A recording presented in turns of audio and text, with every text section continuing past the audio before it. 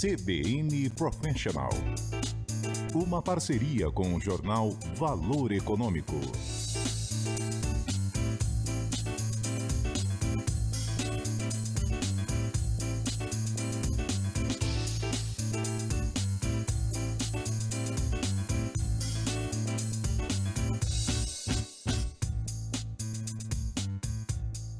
Olá, eu sou a Juliana Prado, da CBN. E eu sou Estela Campos, editora de carreira do jornal Valor Econômico. E começa agora mais um episódio da 10ª temporada do podcast CBN Professional, que é uma parceria da CBN com o jornal Valor Econômico. Aqui você encontra dicas sobre carreira, gestão e negócios para inspirar você. Lembre que você pode nos ouvir e nos ver, inclusive, estamos com um cenário novo, então aproveita, vai lá ver o vídeo deste episódio, também o áudio, que já está disponível na plataforma digital da CBN e também do Valor. Então ajeite os seus fones de ouvido ou aumente o som do seu tablet, da sua TV ou do seu computador, porque a partir de agora nós vamos aprender muito por aqui sobre os novos desafios da liderança. E no começo da carreira, a nossa convidada de hoje não queria saber de trabalhar em banco. Ela se formou em Relações Internacionais pela Universidade de Brasília e tinha o sonho de trabalhar nessa área em empresas. Ela até chegou a estagiar e ser contratada em uma siderurgia, mas a empresa fechou e ela começou a dar aulas de português para concurso. Bom, foi aí que a sua mãe a convenceu a prestar concurso para trabalhar no Banco do Brasil, né? Muitas mães faziam isso. E ela relutou um pouco no começo, mas aceitou com a ideia de ficar lá só por um ano. Mas esse ano logo se transformou em uma década e ela passou por diversas áreas do banco. Em 2012, ela foi convidada para assumir a diretoria comercial e de produtos da BB Seguros, empresa controlada pelo Banco do Brasil. Lá ela participou do IPO, considerado o maior do mundo, no ano de 2013. Bom, 5 anos mais tarde, em 2017, ela foi para a Brasilprev, a empresa de previdência privada, fruto da joint venture do Banco do Brasil e da americana Principal Financial Group.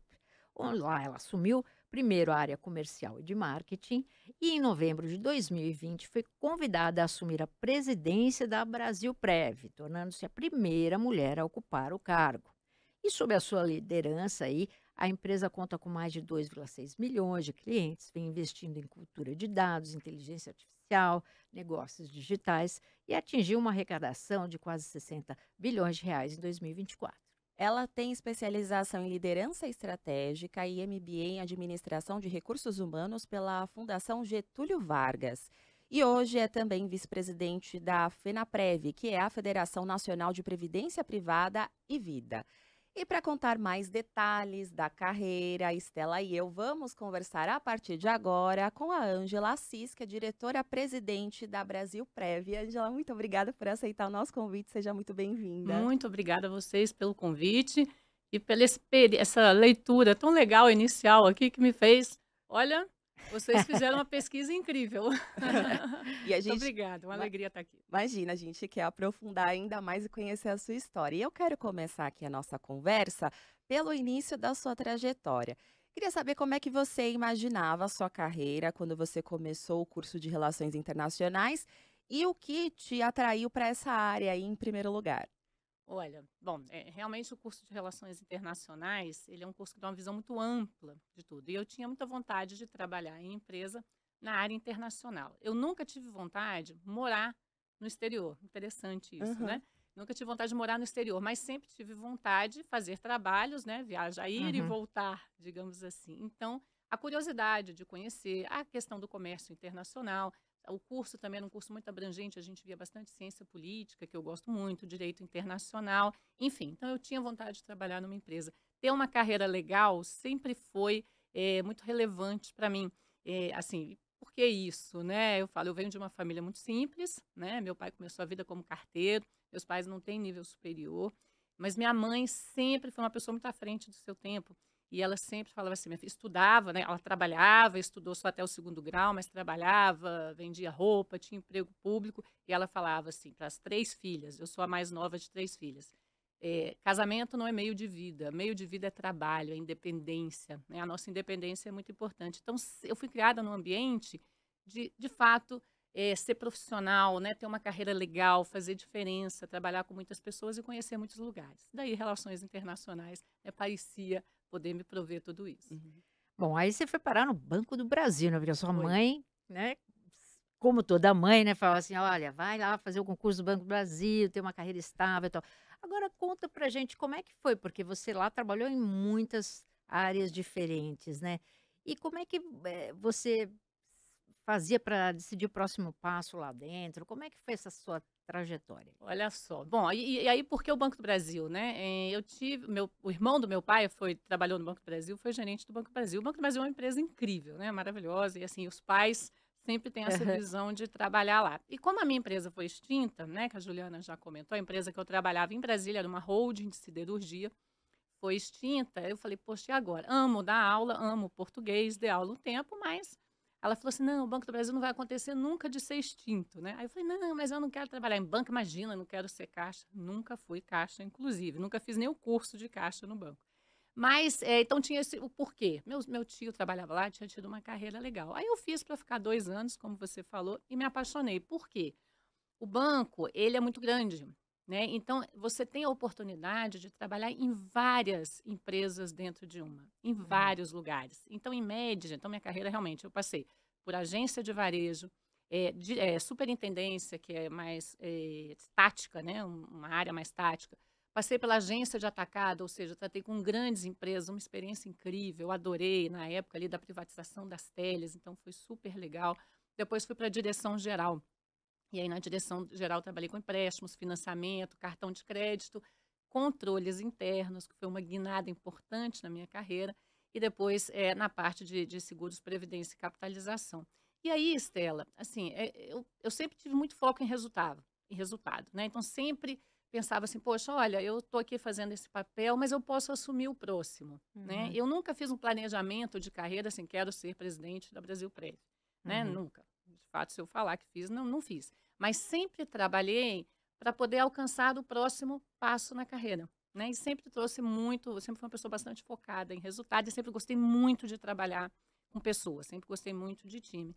E aí eu era convidada, né? Mostrava resultado, era convidada e sempre aceitei esses convites, porque eu acho importante mudar, né? Esse fato de eu ter passado em várias áreas dentro da empresa, não tenho dúvida de que me faz uma profissional melhor hoje em dia, Uhum. né? Sem dúvida. Quando eu assumi como CEO, você ter o background comercial, de produto, de cliente, ele é muito relevante. Mas o período que eu passei na diretoria de controles internos, que é meio que assim, diferente de toda a carreira que eu tinha construído, ele foi fundamental, né, para me qualificar para ser uma CEO que tem uma visão mais ampla, né, e que preocupa também, a gente sabe a importância de compliance, de risco dentro de qualquer organização. Mas era convidada e aceitando.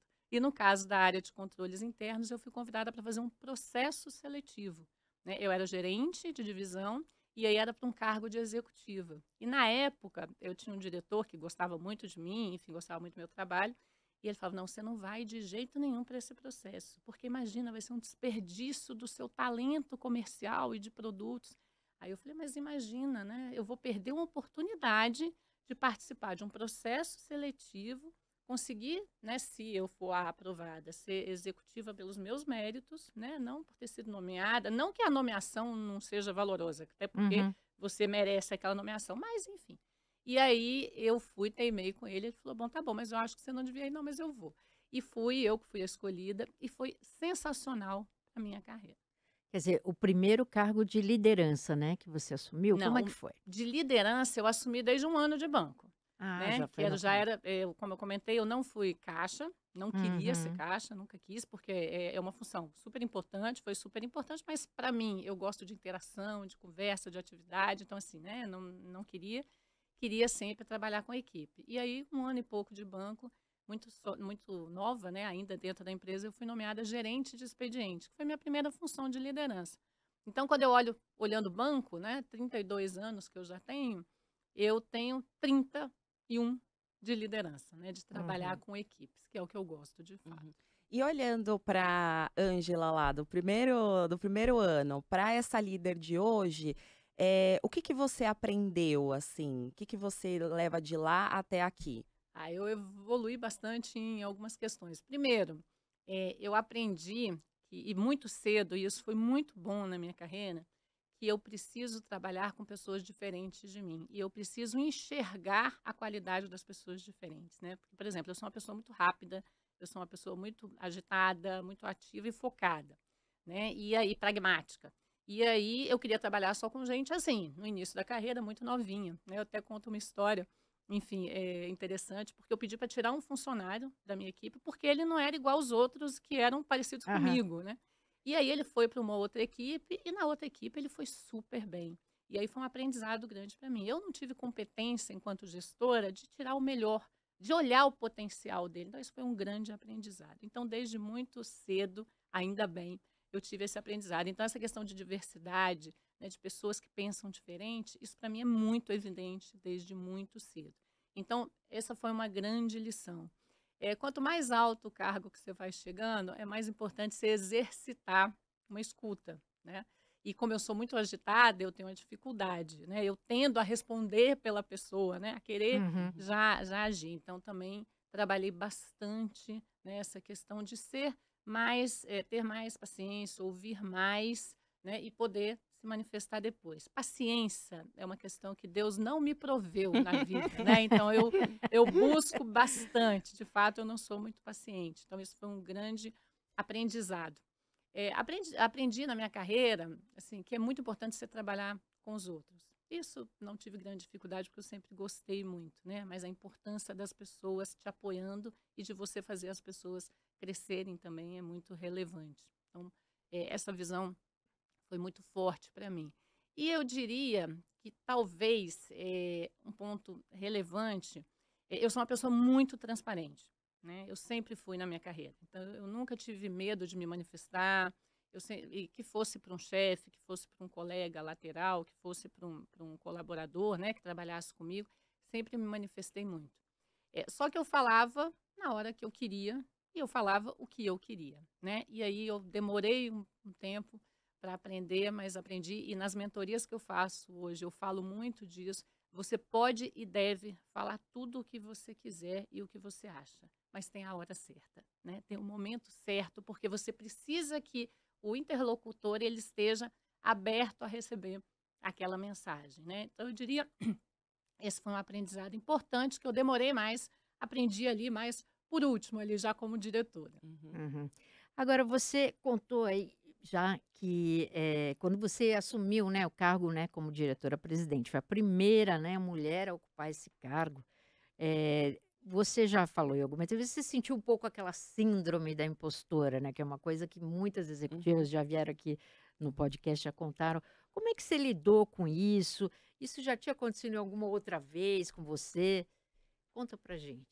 Stella, isso acontece volta e meia, acontece com a gente, né? Eu acho que Uhum. isso acontece com todo mundo, mas com as mulheres, na minha opinião, de maneira mais frequente, porque acho que a gente tem uma visão muito mais crítica das coisas. Eu sempre brinco, por exemplo, se você me perguntar se eu tenho um inglês avançado, eu vou dizer, não, meu inglês não é avançado. Mas eu tenho o certificado de avançado. Mas eu respondo que não. Isso é um boicote. Por quê? Porque para mim, inglês avançado é falar como eu falo português, né? Uhum. E não é, né? Então, assim, os professores falam, mas seu inglês é avançado. Então, assim, eu mesma cobro de mim muito mais do que precisa. Então, isso não deixa de ser um pouquinho da síndrome do impostor.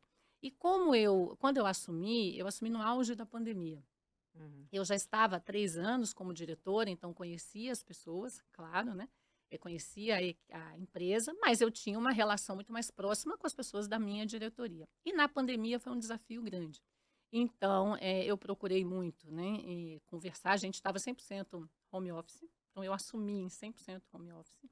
E eu conversava muito com a liderança. E continuei, né, conversei muito, fiz uma reunião com todas as áreas da empresa, para falar o que eu pensava, o que eu pretendia, aquele momento como é que estava. Pedi, a primeira coisa que eu fiz também, eu conversei com o time de RH e falei assim, olha, eu quero saber todos os colaboradores que forem infectados pela Covid, todos. Eu falei com absolutamente todos eles. Né? Alguns casos mais graves, né? Nós perdemos 2 colaboradores.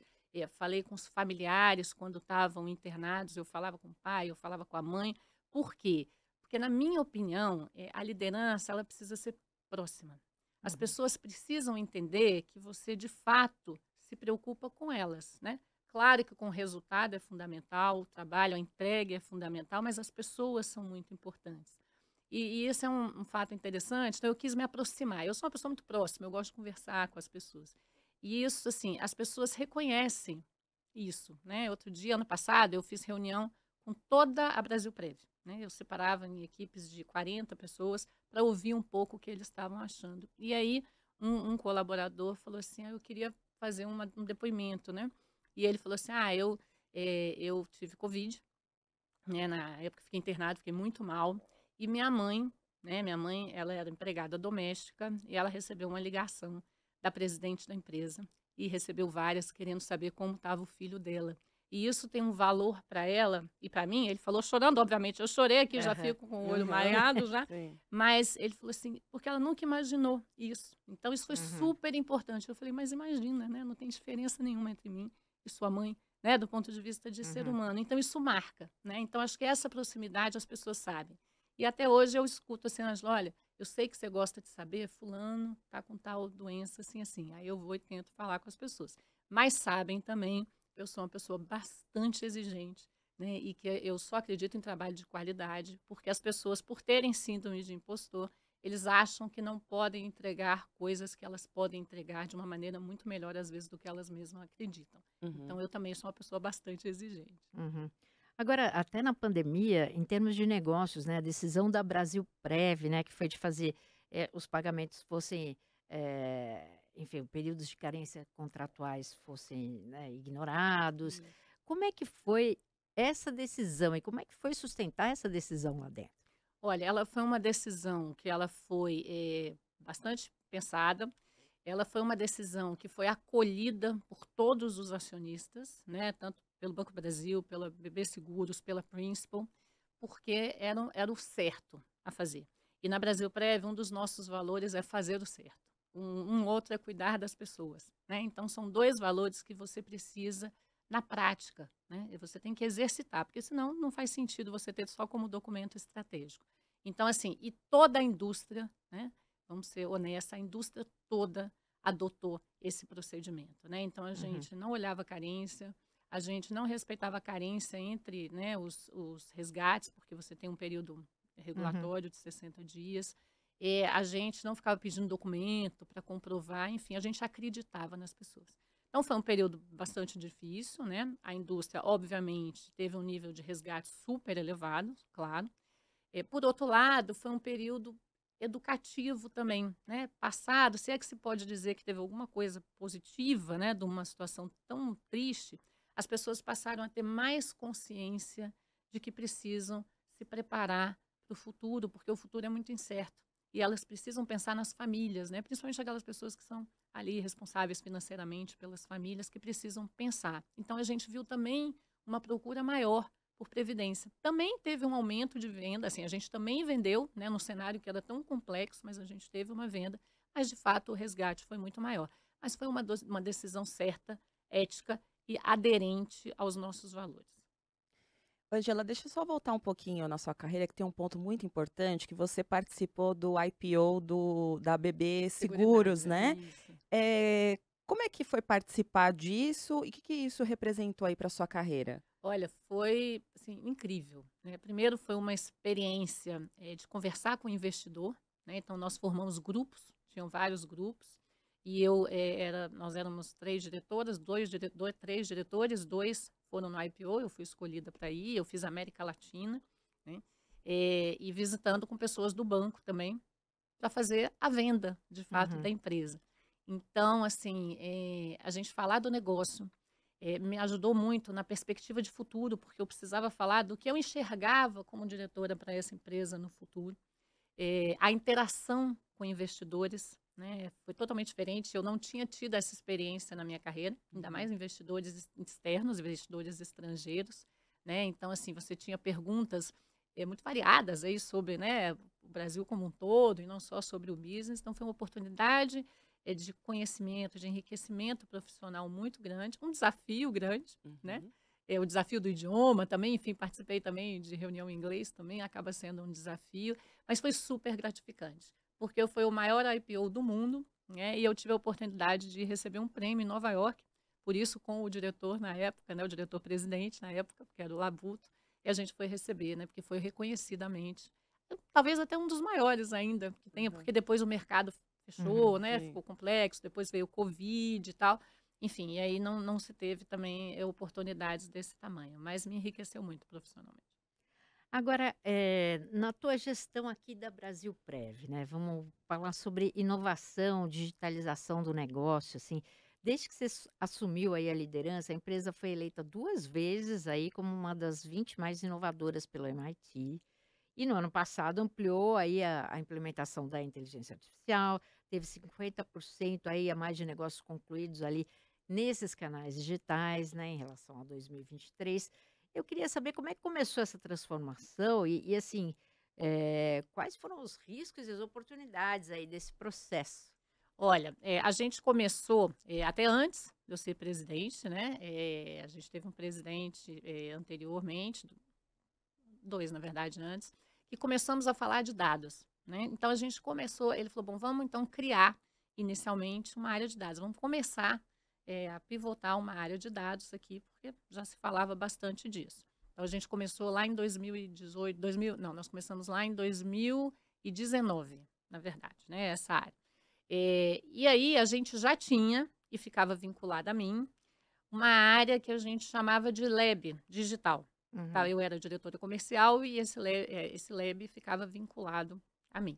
Então, a gente tinha essas experiências. Quando eu assumi, o que a gente fez foi intensificar os investimentos. Então, a gente tinha alguma coisa, né? A gente estava ainda mais numa visão de melhorar a jornada de cliente, né? Uhum. Então, as jornadas que a gente tinha e complementar, porque a gente tinha muitas jornadas usando o app do banco, a própria Brasilprev tem um app também, ou o portal do banco, o portal da Brasilprev, mas as jornadas não eram fluidas. Então, a gente começou muito nesse foco de melhorar a experiência das jornadas, né? E aí fomos evoluindo bastante. Aí a gente teve, né, um hackathon lá em 2018, tivemos um hackathon em 2021, e essas oportunidades, esses hackathons sempre trazem oportunidades de novidades, então a gente sempre falou muito disso, e fomos começando a ter os resultados de negócio.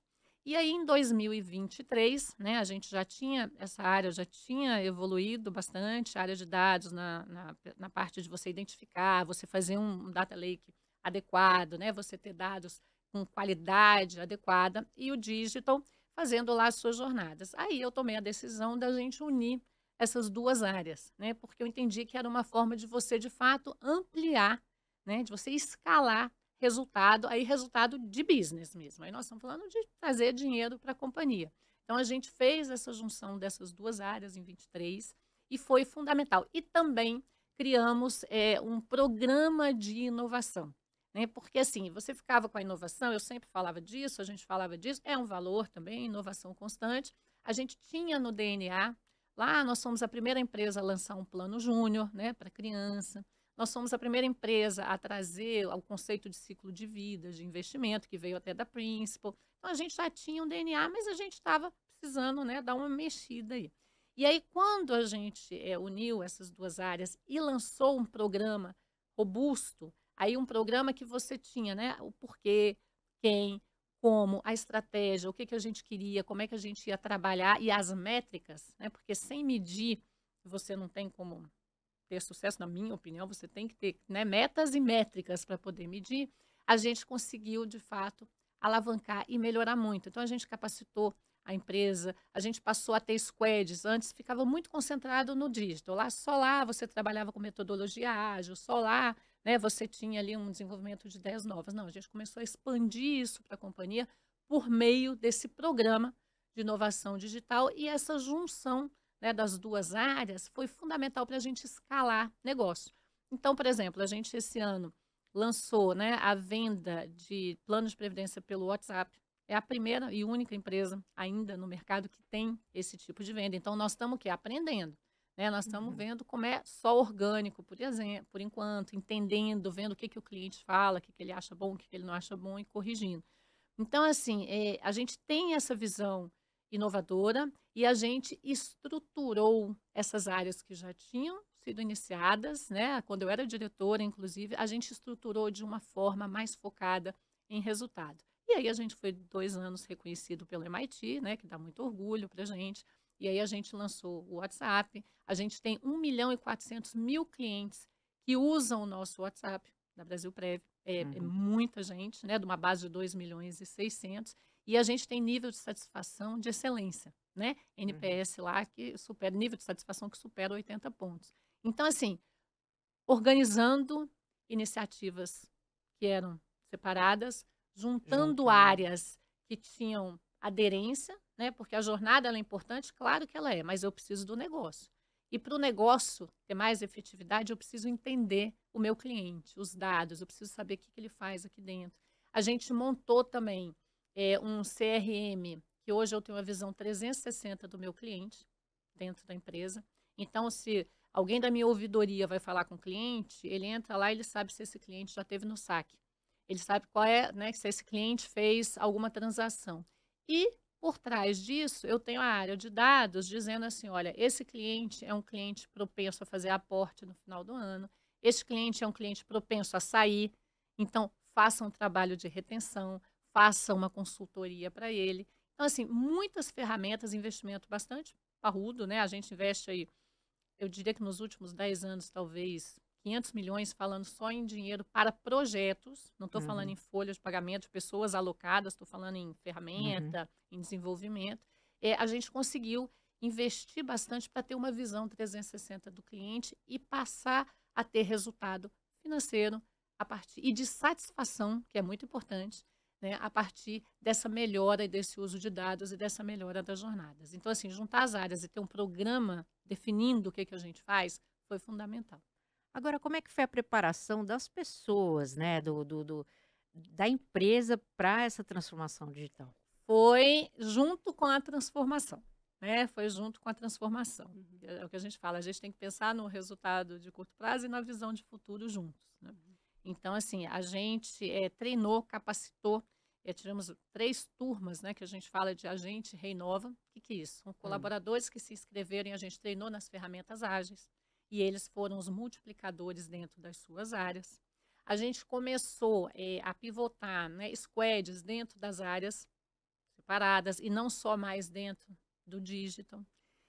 Nós fizemos capacitações mais amplas, assim, treinamentos externos. Nós revimos a nossa grade de treinamentos, trazendo bastante conteúdo de metodologia ágil, bastante conteúdo de inovação, e aí para capacitar o time. Então, nós fizemos um trabalho de capacitação concomitante. E isso não para, né, Estela? Porque, por exemplo, agora nós estamos exatamente nessa mesma pegada, digamos assim, de capacitação em inteligência artificial. Porque não adianta você adotar uma tecnologia que o teu colaborador não vai saber usar, né? Então, a gente está também agora, este ano, nós dedicamos a fazer uma qualificação, a gente pretende qualificar 80% da empresa em inteligência artificial. Ah, Ângela, então todo mundo vai ser expert? Não. Nós temos lá qualificação em nível básico, qualificação em nível intermediário, qualificação em nível avançado. Mas todos precisam entender. Nós tivemos, por exemplo, treinamento para a diretoria. Né? Então, assim, todos precisam entender. Então, a gente tem uma preocupação muito grande de qualificar para que as pessoas possam usar adequadamente as suas ferramentas. E um outro ponto que é sempre muito importante quando você fala de tecnologia, então, quando você fala de dados, quando você fala de inteligência artificial, a gente também estrutura uma governança adequada. Né? Porque assim, a inteligência artificial é muito legal. A gente identificou lá 63 processos que podiam usar a inteligência artificial. Mas a inteligência artificial é caro. Né? Então, assim, eu preciso usar a inteligência artificial nesses 60 processos ou eu posso fazer com um RPA, o famoso robozinho, né? Uma automatização, uma boa parte deles? Quem é que pode dizer? Quem é que vai dizer quando é que eu vou usar essa ferramenta, quando é que eu vou fazer inteligência artificial, quando é que eu vou usar inteligência artificial ou quando é que eu vou usar robozinho? Então, você precisa ter uma governança. Então, a gente estruturou. Esse ano, nós estamos qualificando o time e estruturando a governança de dados dentro da companhia para poder escalar. Porque, senão, você acaba tendo uma relação ruim de custo-benefício. E, claro, uma preocupação muito grande ali com o sigilo dos dados, né, com a lei de proteção aos dados. Então, isso também a gente precisa ter bastante monitorado. Agora, quem que vai dizer se vai usar o robozinho ou a inteligência artificial? É a pessoa da área? é a pessoa que está qualificada ali, é o pessoal da TI, como é que... São pessoas juntos, né? Nós temos um grupo, Hum, tá, de governança de dados, onde você tem pessoal de tecnologia, pessoal de dados, você tem a pessoa do negócio, né, que ela vem ali fazer a defesa, o que que ela acha, e ela tem o apoio, né, desse time ali de dados, do time de tecnologia, para fazer uma análise do que é mais adequado. Aí, nisso, você tem todos os projetos da companhia, eles são discutidos com a comissão executiva da companhia, que são todos os executivos, né, ainda fora da diretoria, todos os executivos da companhia. A gente define, a gente tem uma matriz de custo-benefício, então, olha, isso é importante porque melhora a satisfação do cliente, isso é importante porque traz mais resultado, e a partir dessa matriz, esse time define as prioridades. Aí depois vem para a diretoria ratificar ou retificar algum ponto que a gente entenda que seja mais relevante, num olhar diferente. Então, assim, esse grupo que foi criado, né, a gente trabalha muito multidisciplinarmente na Brasilprev. Eu diria que isso é uma chave do sucesso. Então, a gente tem grupo multidisciplinar olhando a experiência do cliente, não é só a área de clientes que olha a experiência do cliente. Eu tenho um fórum de clientes que eu tenho representantes de praticamente todas as áreas da companhia. Eu tenho um grupo que olha reclamações, eu tenho um fórum de sustentabilidade, que define quais são as ações prioritárias a partir dos nossos OKRs. Então, nesses grupos, e eu tenho esse grupo de dados ali e de digital, que a gente chama de eficiência operacional, tá? Que aí mescla também, porque tem muito a ver com você melhorar, né, também do ponto de vista de quando você automatiza, Da você reduz, produtividade também. exatamente, reduz trabalho manual e reduz muito perda. A gente, quando eu pego ali 2021, 2022 para cá, a gente reduziu quase a 1/3 a perda operacional que a gente tinha por conta de processo manual. A empresa era uma empresa muito manual. Tanto é que quando eu assumi, falei que o meu principal desafio era automatizar a empresa, porque você tem uma melhor qualidade de vida no trabalho e você tem um menor risco de falha, né? Porque as questões operacionais, elas estão muito vinculadas a falhas humanas. Então, quando você automatiza, você deixa o trabalho humano para uma questão mais de avaliação, de análise mais complexa, e o que é, né, mais assim, operacional, você automatiza. Então, a gente focou muito. E esse grupo, que visa também a eficiência operacional, define o que vai ser robô, o que vai ser inteligência artificial. Agora, você teve que trazer gente de fora, né? Que você falou da capacitação e tal, mas, assim, cientistas de dados, vocês reforçaram essa área. Sim. Me conta um pouquinho dessa busca e como é que foi essa integração, né, com os times. Sim, nós buscamos no mercado, né? A Brasilprev é uma empresa privada, apesar de ter o Banco do Brasil, né, e a BB Seguros, por meio da BB Seguros como acionista, e a Principal, mas a gente é uma empresa privada, então a gente contrata no mercado. Nós mesclamos, né? A gente traz gente do banco também. Hoje o head dessa área que a gente chama hoje de SUDAX, né, que é a Superintendência de Dados e Digital, ele é do banco, veio do banco, mas o time todo é contratado no mercado, o time praticamente todo. E nós trouxemos, sim, cientistas de dados, até um fato interessante, nós temos 2 mulheres cientistas de dados, que foram, inclusive, apresentar um modelo nos Estados Unidos, foi um dos 4 modelos escolhidos por uma grande empresa, né, de tecnologia, de inteligência artificial, para mostrar, né, uma forma de uso, né, um case que a gente fez na Brasilprev, e elas 2 que foram apresentar, a gente fica muito orgulhoso disso, claro, mas a gente trouxe essas pessoas, e essas pessoas, a gente tem especialistas, tem um time disso, e eles, inclusive, é que fazem a capacitação também. Eles que fazem a capacitação para as pessoas, até para ter uma interação, para os demais colaboradores, para ter uma interação mais próxima. E a gente tem uma preocupação grande, e aí o head tem essa preocupação, porque o time cientista de dados é muito técnico, né? Muito técnico. Então, assim, a conversa, a gente fala, olha, o pessoal tem que conversar, mas as outras pessoas têm que entender do que está falando. Então, também a gente teve lá atrás um desafio de linguagem, sabe? Então, assim, às vezes você tinha alguns mal-entendidos das áreas, porque, mas a pessoa fala uma coisa de uma forma técnica, a outra entende outra, de uma forma negocial. Então, a gente teve algumas arestinhas, assim, que a gente foi, né, melhorando, que a gente foi diminuindo, e hoje interage super bem áreas de negócio com as áreas técnicas ali, de tecnologia, de dados, e a gente consegue resultados muito expressivos. Você falou dessa questão da inteligência artificial, que você da governança e tal, vocês chegaram a fazer manuais ou regras que as pessoas, por exemplo, inteligência artificial, né, a Generativa? generativa, vocês têm manuais para isso?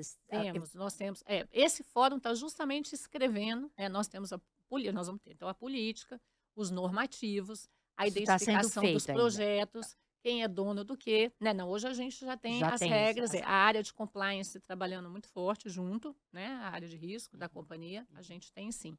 E a gente já usa IA generativa, né? E a gente tem um case muito interessante de IA generativa, que a gente tem uma jornada no nosso app, que é uma jornada de realocação de investimentos. Então, a Previdência é um produto que ela tem uma vantagem que você tem vários fundos, você pode ter vários fundos no seu plano de Previdência. E você pode migrar de um fundo para outro sem ter que resgatar e depois aplicar de novo, né? Então, isso a gente chama de jornada de realocação de investimentos do cliente. E eu tinha essa jornada com um NPS transacional de ali, vamos supor 40, vamos falar, né, hipoteticamente 40. Você sabe que NPS é meio estratégico, a gente não gosta de falar muito, mas 40. E aí, por quê? Aí você tinha um chatbot, né, o cliente conversava, você tinha umas perguntas e a gente dava várias opções de fundos para esse cliente. Então, eu tinha um nível de satisfação 40, vamos supor. Aí eu falei, não, nessa jornada a gente precisa usar IA generativa. Aí a gente estava usando para quê? Para interpretação da linguagem natural, né? A interpretação da linguagem humana. Então, assim, como é que eu consigo dar uma experiência melhor? E aí a gente ofertava lá 30 fundos, vamos supor, para a pessoa. A gente passou, depois do uso da IA generativa, a partir da conversa, a ofertar 4, 5. Então, meu índice de satisfação, meu NPS, ele passou tipo de 40 para 80. Entendeu? Ele mais do que dobrou com o uso da IA generativa para interpretar a linguagem natural, né? Diferente do chatbot, que tem uma curadoria e ele fica pronto lá para algumas respostas. Então, a gente está usando, né? A gente está experimentando. Esse é um caso de bastante sucesso, né? Estamos usando em outras jornadas, estamos começando a usar em outras jornadas.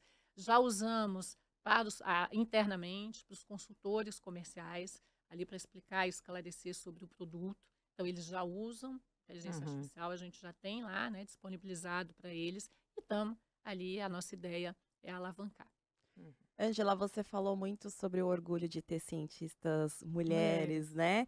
E na Brasil Prévia, a meta é chegar a 45% de mulheres na liderança até 2026, né? E 30% de pretos e pardos no quadro geral da empresa. Queria saber o que vocês estão fazendo para chegar a essas metas e o que, na sua opinião, é essencial para que essa diversidade de fato aconteça no dia a dia das empresas e também na forma como as decisões elas são tomadas. Bom, primeiro, essencial é você sair do discurso e ir para a prática, né? Você fazer o que você fala que é importante. Então, a gente também, lá em 23, lançou ali os indicadores, né, de ASG da companhia. Então, a gente tem essas metas que você falou, 45% de mulheres até 2026. Hoje eu tenho 42%. 30% de pretos e pardos, hoje eu tenho 26%. A gente também tem um número que a gente se orgulha muito, que a gente tem 17% do nosso quadro de colaboradores 50 a mais, né? Isso, em média, ali pesquisas dizem que as empresas não têm nem 10%, então a gente tem isso também.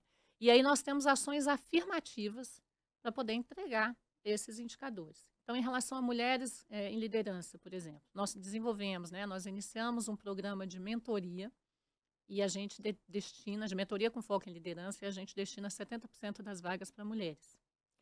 A gente fez ali um recrutamento de jovens aprendizes em situação de vulnerabilidade e a gente destinou 70% para meninas pretas e pardas. Então, a gente faz esse tipo de ação. A gente tem parcerias com algumas ONGs que elas são focadas nesse público. Então, por exemplo, a gente tem uma parceria com a Reciclar, né, que é uma ONG, enfim, bastante séria e que foca em jovens em situação de vulnerabilidade, né, para poder trabalhar aí também pretos e pardos. Então, a gente faz parcerias com institutos e ONGs que têm foco nesse público para a gente poder alcançar as nossas metas. E a gente está bastante confiante que a gente, em 26, vai chegar com essas metas todas alcançadas. Por exemplo, também, a gente quer ter mais inclusão, né, de deficientes, de PCDs.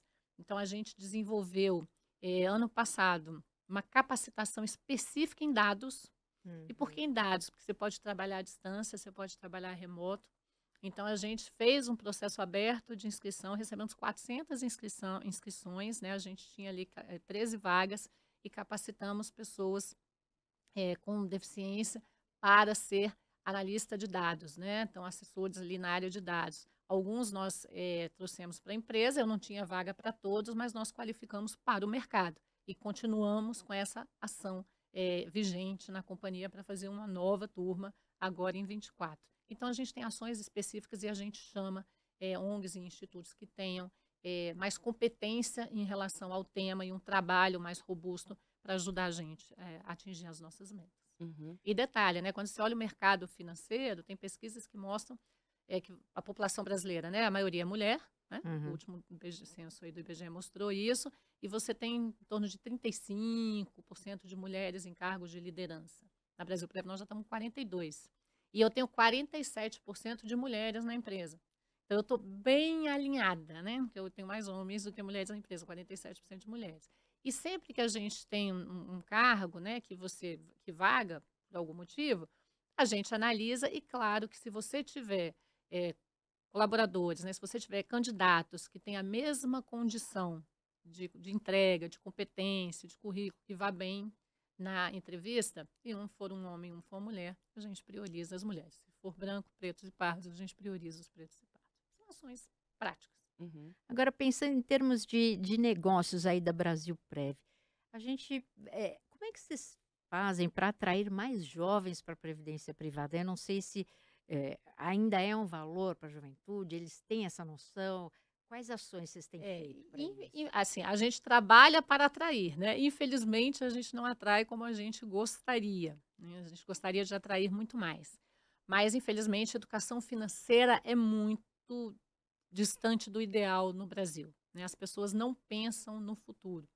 Então, assim, essa é uma preocupação de todas as empresas, né? Porque você precisa começar cedo, porque previdência, quando você está falando de investimento de 20 anos, de 30 anos.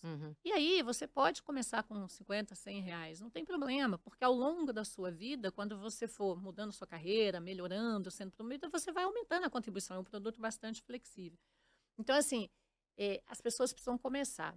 Mas as pessoas, quando são muito novas, elas acham que não tem que ter preocupação com o futuro, né? Então, esse é um dilema. O que a gente faz especificamente na Brasil Prev? A gente tem um programa que a gente chama Foca nos Sonhos, que a gente instituiu há 3 anos e que a gente atua muito nas mídias digitais, né? E aí a gente tem alguns influencers que a gente faz parceria. Um que gosta de viagem, uma mãe nova, né, que fala de filhos, um que fala de esporte, enfim, com diferentes visões e perfis, para a gente tentar atrair esse público jovem. Então, a gente não fala da Brasil Prev, a gente fala da importância de você pensar no futuro, né? E, assim, a gente tem tido bastante sucesso assim, nas visualizações, né? São milhões de visualizações, né? A gente tem parcerias com influencers também mais jovens aí que falam de educação financeira. A gente tem no portal, né, da Brasil Prev, a gente tem um portal que chama Futured, que ele é um portal aberto para qualquer pessoa, onde a gente traz curso de educação financeira para as pessoas e curso de educação previdenciária. E a gente tem um projeto que chama Projeto de Vida na Ponta do Lápis, onde, em parceria com a Trevisan, Escola de Negócios, que a gente faz palestras sobre educação financeira em escolas, né, de segundo grau, em escolas públicas, principalmente, tentando também atrair esse público mais jovem, tentando criar a consciência de que é importante você pensar no futuro, né? Então, assim, são ações que a gente faz, mas não é um desafio fácil, Estela, não é, né? Eu penso em mim, quando eu era nova, eu não pensava em economizar, e infelizmente até hoje as pessoas não pensam. O que eu falei, né? A pandemia veio bastante essa consciência. A reforma da Previdência, você lembra que foi antes da pandemia, ela estava ajudando muito nessa discussão, né? Olha, nós agora vamos aposentar, não é mais com 50, não é mais com 60. Então, ajudou muito. Aí veio a pandemia, matou o assunto. Mas a pandemia, as pessoas que passaram pela dificuldade ficaram mais atentas, né? E aí voltaram ali, as pessoas viram valor na indústria. mas ainda está bem aquém do que é o desejável para um país do tamanho do nosso, cuja Previdência Social enfrenta desafios gigantes. Uhum. Né? Então, assim, em alguns anos, você vai ter, olhando o INSS, você vai ter mais aposentados do que contribuintes. Então, assim, uma nova reforma, a gente já fala nisso, a gente sabe que vai ser importante fazer. Né? Então, assim, a gente tenta, é um trabalho de formiguinha, mas não é fácil. E também o nosso investimento em WhatsApp, também, e nas jornadas digitais, ele vem muito para poder tentar atrair esse público. Né? Uhum. E essa venda em canal digital, essa venda em WhatsApp, essa venda direta que a gente lançou, também tem a ideia desse público. Então, quando a gente fala nas mídias sociais, a gente sempre tem um QR Code para poder falar, olha, contrate, né, o seu plano de previdência, pense agora no seu futuro. Então, a gente faz as soluções também pensando no futuro. E a gente traz alguns parceiros externos, né? Nós estamos agora trabalhando nisso para criar uma jornada ali, por exemplo, do Júnior, tornar mais atrativa, para que os responsáveis financeiros pensem também em fazer a previdência. Porque o que a gente vê, a gente tem mais ou menos 600 mil planos Júnior, né? O que a gente observa é que quando os pais, ou os avós, ou os tios, enfim, fazem um plano de previdência para os seus filhos, e ele faz 18 anos, ele não resgata tudo. Ele continua, ele tem o resgate, se precisa agora para uma viagem, para um carro, mas ele cria a cultura. Porque a educação financeira tem que começar em casa. Né? Era em qual local que deveria iniciar. Então, a gente tem várias ações tentando buscar o público mais jovem, mas, infelizmente, é um desafio muito grande para a indústria como um todo. Bom, para fechar a primeira parte desse podcast, a Estela tem mais uma pergunta, né, Estela? Então, a gente sempre fecha aqui com uma dica que você daria aí para quem está começando num cargo de liderança. Para quem está começando num cargo de liderança, bom, primeiro, para não cometer o erro que eu fiz lá atrás, né? Escolha pessoas diferentes de você para trabalhar com você. Porque senão vai ser sempre o resultado que você daria. E pessoas diferentes não. Vai ter um resultado além do que você daria. Enxergam coisas diferentes. Segundo, pratique o que você fala. Porque não tem nada pior do que discurso diferente de prática. Eu falo assim, para mim, liderança, e eu pratico isso, para mim tem um tipo de liderança, na minha opinião, Ângela, a liderança pelo exemplo. Então, se eu falo que é importante, eu faço igual quando eu sou acionada. Então, eu comento, né, que eu sou muito rápida para responder as coisas, e eu falo, gente, a gente tem que ser rápido, tem que ter senso de urgência. Aí você me pede uma coisa, eu demoro um mês para resolver. Não faz sentido. Então, haja de acordo com o que você fala, seja coerente. Isso é muito importante. E trabalhe com pessoas diferentes de você. E converse muito. Legal. Bom, agora a gente vai para a nossa parte final, que é o nosso quadro de dicas. Ângela, eu queria saber o que você faz para desconectar do trabalho, cuidar do seu bem-estar em meio a tanto trabalho. Olha, eu vou para Brasília, eu me revigoro lá com a minha família e com os meus cachorros. Eu sou uma louca por cachorro. Eu sou apaixonada por cachorro. E eu gosto muito de ler também, livro policial, normalmente. E gosto de assistir séries também, séries policiais. Tem alguma dica aí, alguma né? favorita para a gente anotar aqui? Eu tenho 2 dicas que eu, enfim, gostei muito de séries, né? Que é Blacklist, que é uma série que já acabou, não passa mais, mas tem na Netflix, eu acho genial. E tem uma que eu gosto muito, ela é de advogada, ela é muito interessante, que chama O Poder e a Lei. Ela está em 3 temporadas só, estou esperando a 4ª chegar, mas é super legal, porque você desliga, né? E elas são inteligentes, e isso é o que eu gosto, sabe? Aguça, né, o seu sentimento, assim, poxa, o que será que vai acontecer? Como é que vai acontecer? Então, são séries muito inteligentes, eu gosto muito. E o livro que você tem aí para indicar, de policial, enfim? O livro que eu tenho para indicar não é policial. Ah, não é? Eu digo que é o livro mais bonito que eu já li na minha vida, que é O Sol é para Todos. Harper Lee, ganhador de um prêmio Pulitzer, mas ele é um livro que ele é triste de certa forma, mas ele é um livro lindo que ele precisa ser lido por todo mundo. Fala ali de preconceito, discriminação, mas fala também da generosidade, né, de pessoas que lutam pelo que é certo. Então, assim, O Sol é para Todos. Esse livro, na minha opinião, é imperdível.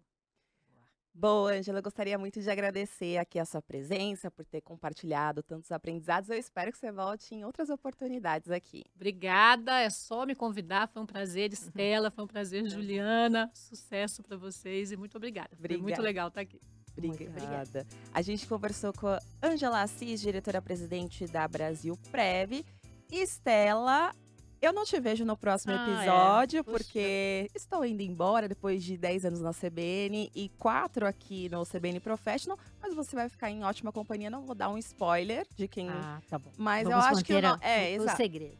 Mas eu vou continuar sendo ouvinte, então eu ouço você no próximo episódio, combinado? Tá bom, Juliana. Boa sorte aí, viu? Obrigada, viu, Estela?